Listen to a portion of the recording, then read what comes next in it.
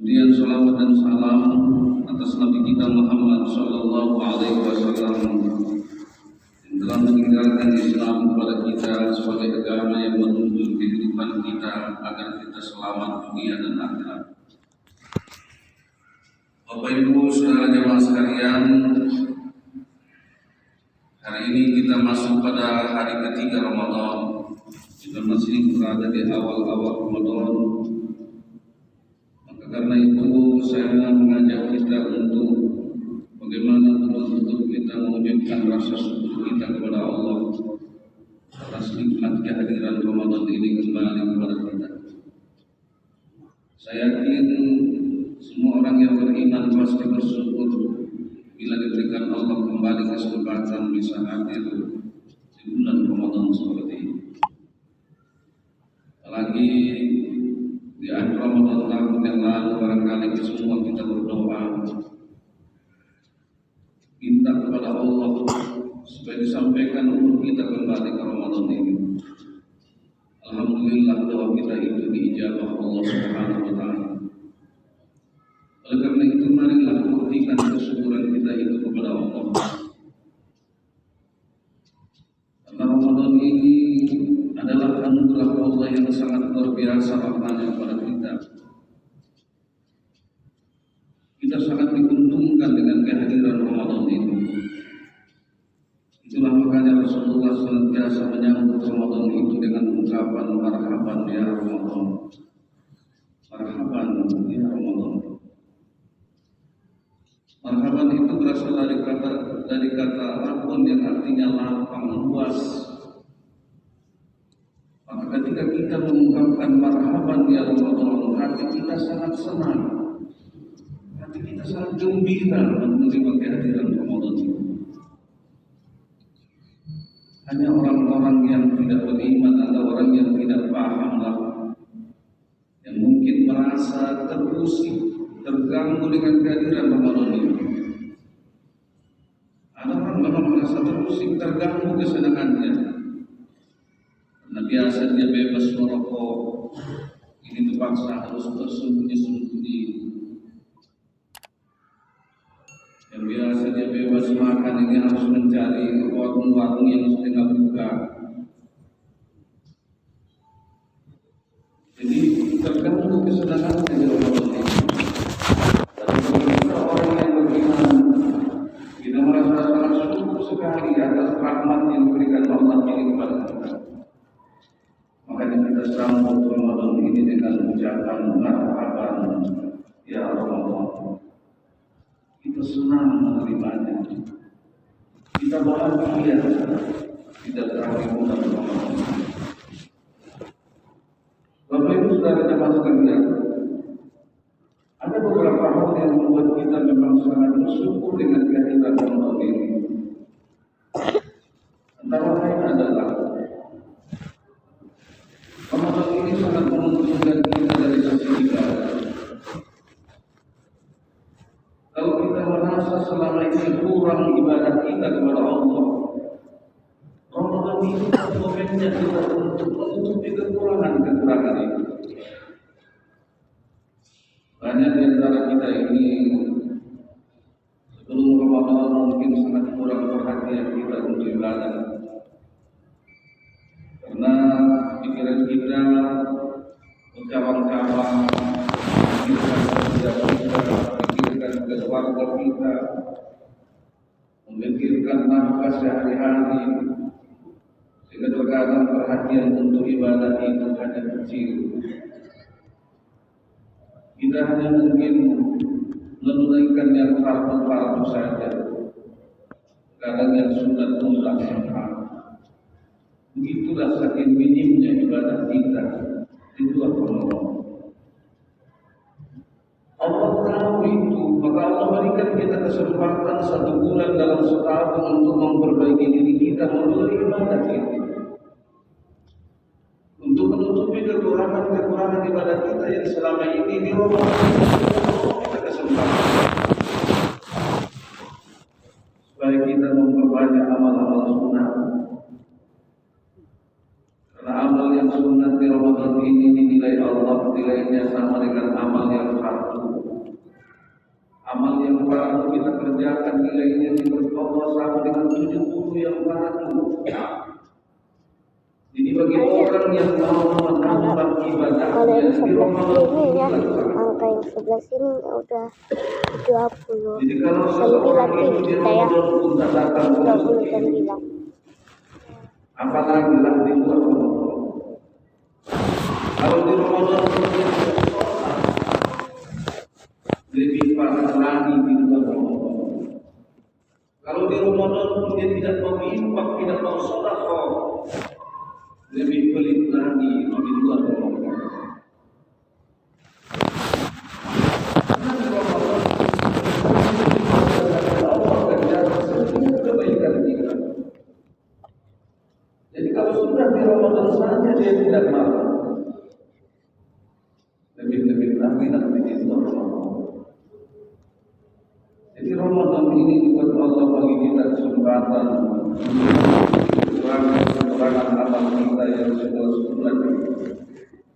supaya kita lebih fokus untuk meningkatkan ibadah kita di Ramadan ini.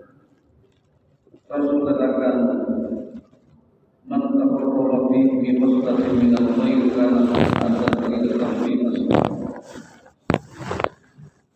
Siapa yang mendekatkan diri kepada Allah di Ramadan ini dengan melakukan aktivitas-aktivitas yang sunat, maka semua aktivitas yang sunat yang kita kerjakan itu dinilai Allah.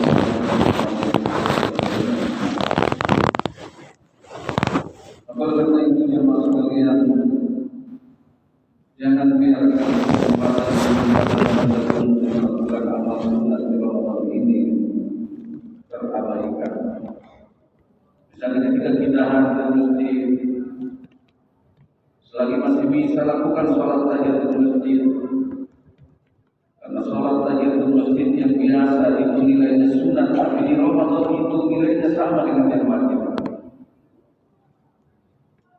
Kata Nabi, "Idza dakhala ahadukum al-masjid fala yajlis hatta yusalli rak'atain." Kalau masuk ke masjid jangan duduk sebelum sholat 2 rakaat. Itu sholat tahiyatul masjid. Demikian juga sholat rawatib qabliyah ba'diyah. Siapa orang kadang kita lihat siap sholat, siap salam, kata kemudian langsung cicing.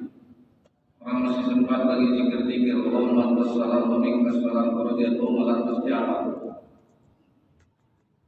Ada kesempatan bagi kita untuk meraih satu amal yang bernilai banyak.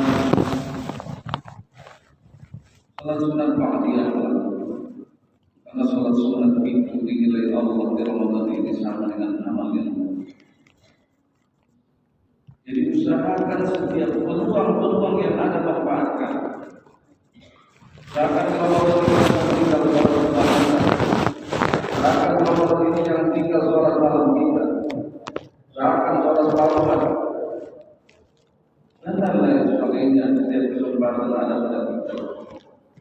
Ini dalam rangka menutupi kekurangan ibadah kita yang selama ini karena kesibukan kita dan banyaknya aktivitas dunia ini. Maka manfaatkan Ramadan ini. Ini adalah rahmat Allah kepada kita. Allah kepada kita. Tahu Allah dalam 11 bulan itu kita sangat kurang ibadah. Allah kasih kita kesempatan untuk berbaiki diri. Manfaatkan diri sebaik-baiknya. Di sisi lain kita bersyukur dengan kehadiran Ramadan ini karena Ramadan ini akan melebur dosa-dosa kita. Ramadan ini akan menghapuskan dosa-dosa kesalahan kita yang lalu. Ada yang melebur dengan kehadiran Ramadan itu sendiri. Karena ada Islam yang mengatakan, Nabi Hurairah dan Nabi sallallahu alaihi wasallam qala, "As-salawatul khams wal jum'atu ila al-jum'ah wa Ramadan ila Ramadan mukaffiratun lima bainihim." Jadi tanabatil kabair rawahu Muslim.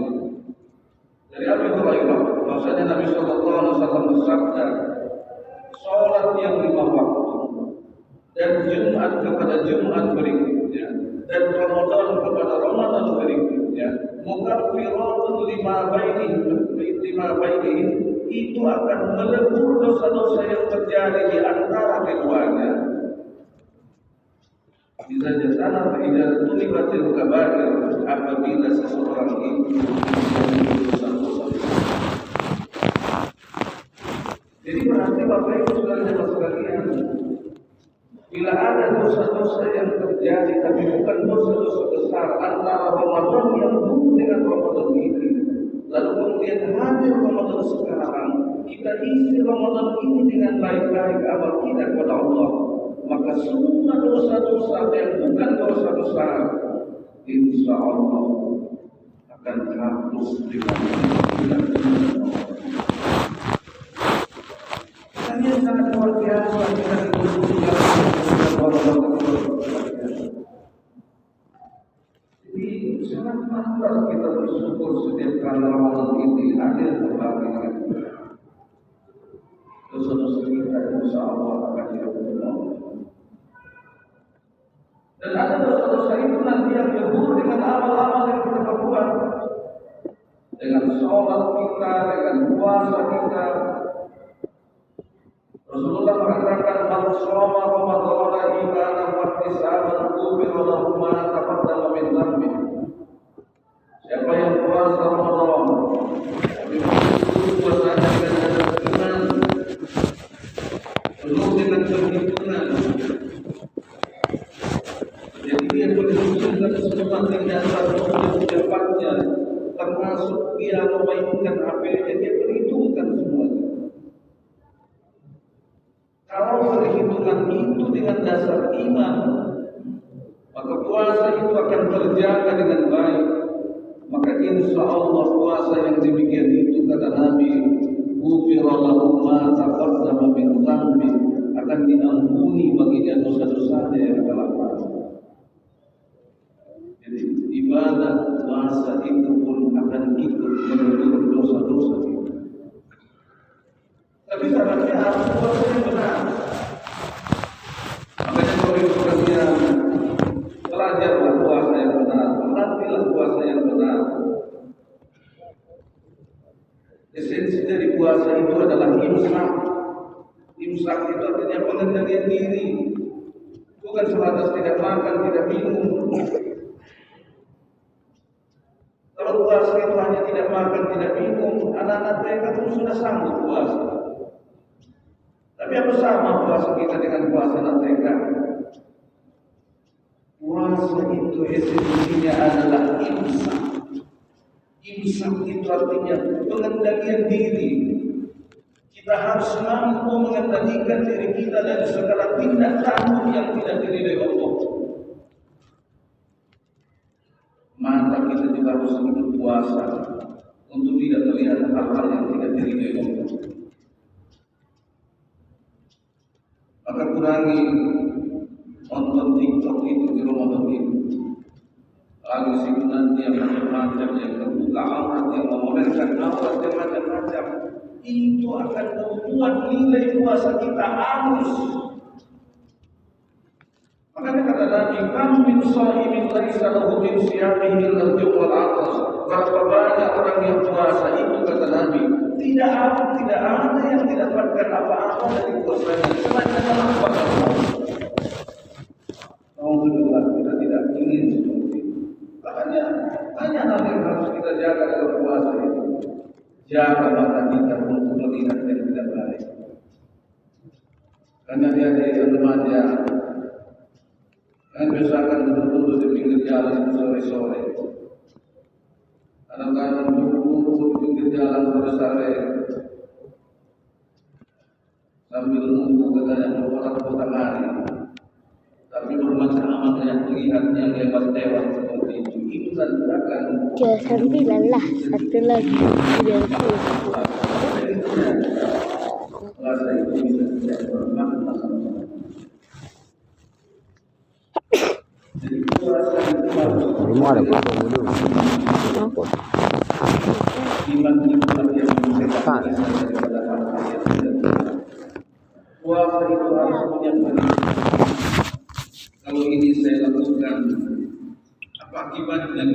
puasa saya. Kalau ini saya ucapkan, apa akibatnya terhadap puasa saya? Kalau berita hoax ini ikut saya sebarkan, apa dampaknya buat puasa saya?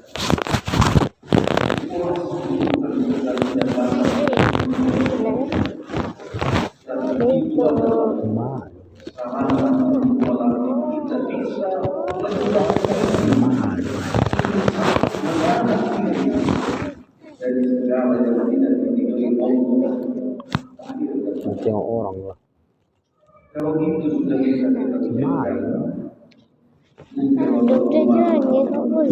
Tengok orang itu lewat ngomong ustaznya nggak sopan. jadi Ramadan ini adalah momentum pengampunan yang sangat luar biasa bagi kita.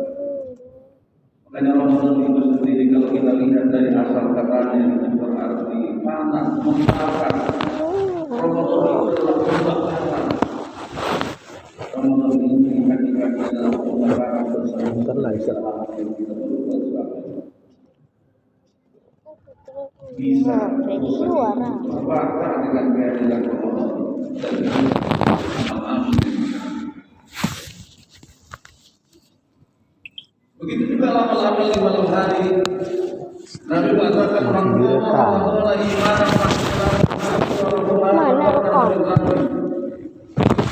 siapa yang menghidupkan malam Ramadan, menghidupkannya dengan amal, dengan qiyamul lail, yang paling pertama dengan sholat tarawih yang kita lakukan setiap malam. Itu adalah bagian dari qiyamul Ramadan. Sholat tarawih disebut namanya tarawih. Sampai kapan itu siap dengan jalannya? Dalam sunnah itu tidak ada disebut Ya. terminologi Sampai kapan atau siap kata-kata rekaman? tarawih tidak ada. Sudah selesai. Tarawih itu ada dalam fikih. Itu disebut para ulama namanya. Ada tuh yang di atas. Oh itu kan namanya tarawih. Kenapa dinamai dengan tarawih? Karena pelaksanaannya dilakukan secara tarwihan. Tarwihan itu artinya santai, tenang, tidak terburu-buru. Makanya sholat itu disebut dengan sholat tarawih. Berarti kalau sholat yang dilakukan dengan terburu-buru, tidak ada ketenangan, itu tidak dinamai dengan tarawih. Bapak Ibu barangkali bisa tengok sekarang di TikTok bagaimana model-model sholat yang dibuat di situ. Ada yang sampai seperti cepatnya katanya bulan 190 km per jam. Ada yang lebih dari itu. Tetap kita tambah. Itu saya pikir adalah penghinaan terhadap ajaran agama. Tidak pernah dianjurkan sholat seperti itu dalam Islam. Tidak ada sejarahnya. Tidak pernah dicontohkan mulai dari Nabi, sahabat, tabi'in. Tidak pernah dicontohkan dalam sholat seperti itu. Sholat itu memerlukan ketenangan. Sholat itu harus ada ketenangan. Bahkan pernah dalam satu riwayat Nabi menegur sahabat berkali-kali karena Nabi melihat sholatnya tidak tenang. Karena sholatnya terburu-buru sampai 3 kali ditegur Rasulullah. Itu ada sahabat yang bernama Khilaf bin Rafi'. Ketika masuk masjid, Khilaf sholat diperhatikan Nabi sholatnya siap sholat apa kata Rasulullah? Ulangi sholatmu kata Rasulullah. Diulanginya kedua kali. Habis itu kata Nabi, ulangi lagi sholatmu. Setelah setiap 3 kali dikatakan Nabi, kau belum sholat, itu kata Nabi. Itu faktornya karena Nabi lihat dia itu sholatnya sangat terburu. Sampai akhirnya Nabi nasihati Khilaf bin Rafi'. Apa kata beliau? Idza kunta ila shalah fa asbiqil wudu summa istaqbalil qiblat fakabbir summa qra' ma tayassara minal Qur'an summa hatta tatma'inna rafi'an summa hatta ta'tadila qa'iman summa isjud hatta tasjuda tatma'inna sajidan, summa jilis hatta tatma'inna jalisan, summa sujud hatta tatma'inna sajidan, summa al-zalika fi sholatika kulliha. Itu begitu pesan Rasulullah kepada kita Tarawih. Walaupun ini kepada beliau dipesankan, tapi ini untuk kita semua umat beliau. Apa kata Nabi? Ayolah, kalau kamu sholat pertama sempurnakan. Nabi sudah memprediksi dengan cara sholatnya itu, wudhu pun akan sempurna itu. Pada wudhu itu syarat penentu sahnya sholat itu. Inna Allah la yaqbalu sholatan idza ahdatsa hatta yatawadda. Allah tidak akan menerima sholat salah seorang kamu bila kamu berhadas sebelum kamu berwudu. Jadi wudu itulah yang menghilangkan hadas kecil. Salah satu syarat sah sholat itu adalah suci dari hadas. Jadi kalau tidak benar wudunya berarti tidak hilang hadas kecilnya. Kalau tidak hilang hadasnya tak sah sholat. Maka Bapak Ibu jangan anggap remeh kita dengan wudu itu. Kata Rasul. Semua sekali kita kemudian menghadap kiblat, takbirlah, bacalah apa yang mudah dari Al-Quran. Jadi dipahami oleh ulama walaupun sholat sunnah. Pakai ayat, baca ayat, biarpun ayat yang mudah, ayat langganan itu enggak masalah. Sunahkan hatta tatma'inna rakyat, kemudian rukulah sampai tertenang waktu rukuk itu kata Nabi. Harus ada ketenangan, baca bacaannya dengan tenang. Sunahkan hatta tatma'inna rakyat, kemudian bangkitlah dari rukuk itu, iktidallah sampai kau tegak lurus berdiri kata Nabi. Tegak lurus, iktidal itu tegak lurus. Bagaimana tegaknya, bagaimana lurusnya kita berdiri sebelum rukuk, harus seperti itulah tegaknya kita iktidal itu. Ini berapa banyak orang terkadang sholat itu waktu iktidal belum terangkat walaupun kepalanya sudah sujud. Itu tidak benar sholat seperti itu. Makanya sholat itu perlu ketenangan, perlu tamaknina. Maka sholat tarawih itu dilakukan dengan tenang. Tapi hari ini kita lihat seolah-olah ini tidak penting lagi. Sholat tarawih itu identik dengan cepat. Bahkan kalau ada imam-imam yang cepat bacanya, justru itu imam yang favorit. Kalau kita mau nanti imamnya bisa satu nafas Fatihahnya, itu baru paten imamnya katanya. Alhamdulillah kita. Baca Fatihah yang terbaik itu adalah jangan sambung-sambung. Karena kata Rasulullah itu adalah saatnya kita dialog dengan Allah. Fatihah kita itu akan dijawab oleh Allah. Bisa qala al-'abdu alhamdulillahi rabbil alamin. Kalau hamba itu mengatakan alhamdulillah, maka Allah akan menjawab hamidani abdi, aku sedang dipuji hamba. Bila qala ar-rahmanir rahim, kalau hamba itu lagi membaca ar-rahmanir rahim, maka Allah akan jawab asna alayya abdi, aku sedang disambung hamba.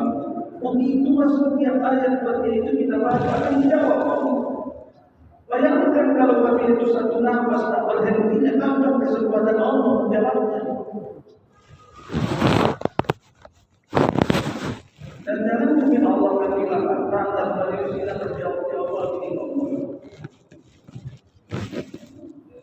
Jadi sholatlah dengan tenang.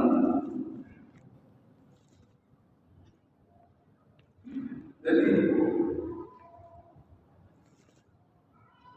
sholat itu harus penuh dengan kesenangan, penuh dengan kesenangan. Karena Bapak Ibu sekalian, walaupun kita sholat tidak lama di hati, itu sangat penting terpulang kepada keimanan. Hentikanlah terang. Makanya doa. marilah kita tingkatkan kualitas ibadah itu sehingga tidak sia-sia ibadah yang kita lakukan itu setiap hari dan setiap malam. Ini kesempatan untuk Tapi yang kita lain sama memperbaiki diri kita. Ramadan ini Putar bukan lagi. untuk menolong kita. Kalau kita tidak mampu Putar biar dengar mah. kita jadi orang kalau kita mampu rodin dapat ada yang tanpa sudah sampai dia ke dan masuk dia bukan Ramadan tapi berakhir Ramadan itu dan tidak memiliki dosa-dosa tak maaf kesalahan dan jangan kalau orang seperti itu kata Nabi berarti dia tidak mampu Berarti masih lama deh. Berhenti sendiri. Berjanjilah pada diri kita, tingkatkan amal kita, tingkatkan kualitasnya. Betullah amal itu kita laksanakan atas dasar iman dan pakailah perhitungan yang benar sehingga ibadah kita tidak sia-sia. Enaknya ada tadi dia. Ibadah itu akan menjadi ibadah yang diterima Allah Subhanahu wa Ta'ala. Ramadan ini ibarat lahan yang Bilang ya. Kata. Kalau air itu. makannya tidak berhasil, tapi tanah yang subur itu dan dimanfaatkan dengan baik. Maka mari Bapak Ibu sekalian memanfaatkan Ramadan ini sebaik-baiknya. Apapun amal itu kerjakanlah sedaya mampu kita dalam Ramadan ini. Mudah-mudahan pasca Ramadan ini nanti kita akan menjadi orang yang meningkat ketakwaan kepada Allah Subhanahu wa Ta'ala. Sesuai dengan janji Allah, la'allakum tattaqun. Mudah-mudahan kamu menjadi orang yang takwa. Bapak Ibu sekalian, inilah kajian kita Ramadan ini menjadi motivasi bagi kita bagaimana memaksimalkan ibadah kita selama bulan Ramadan ini. Jangan hanya di awal Ramadan kita semangat ibadah, tapi nanti makin ke ujung makin menurun semangat itu. Jangan pertahankan terus bahkan bagaimana yang dilakukan oleh Rasulullah. Beliau disebut terakhir Ramadan malah lebih banyak berdiam di masjid, jarang pulang ke rumah kalau tidak kepentingan yang sedang diusahakan. Ini menandakan berarti di penghujung Ramadan kita harus lebih serius untuk meningkatkan ibadah kita nanti. Demikian, terima kasih. Mohon maaf. Assalamualaikum warahmatullahi wabarakatuh. Waalaikumsalam warahmatullahi wabarakatuh. Terima kasih Ustaz atas tausiahnya. Semoga apa yang disampaikan yang tadinya menambah ilmu bagi kami dan juga menambah ibadah bagi Ustaz juga bagi kami. Dan seterusnya mungkin ada yang ingin mengajukan pertanyaan, kami persilakan untuk 3 orang. Yang satu, yang Pak Marian silakan.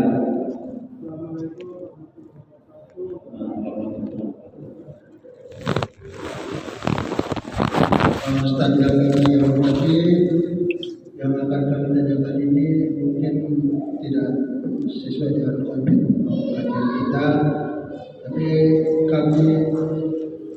kita semua mungkin lebih mengetahuinya untuk kepentingan kita bersama. Itu pada saat tarawih kita telah melakukan sholat witir. Nah, ketika kita sampai di rumah, kita tidur menjelang sahur, kita terbangun, masih sempat kita melaksanakan sholat sunnah. Apakah kita masih wajib melaksanakan witir? Ustaz. Terima kasih. Baik, terima kasih Pak Ketua. Salah satu makna witir itu adalah penutup. Makanya Nabi bilang jadikan witir itu sebagai penutup sholat malam. Nah, tetapi bukan berarti karena kita sudah sholat witir setelah tarawih, lalu tidak boleh lagi kita sholat setelah witir. Rugilah kita di Ramadan tak ada lagi sholat kita lagi. Boleh, dan itu dipraktekkan oleh sahabat-sahabat, termasuk Abu Bakar, Umar pernah menanya itu secara langsung kepada Rasulullah. Ya Rasulullah, saya terkadang takut tak terbangun. Kalau saya sholat sebelum tidur atau witir saya sebelum tidur, Nanti ketika saya terbangun, apa masih bisa lagi saya sholat ya? Sholat. Tapi jangan gitu. Jangan gitu.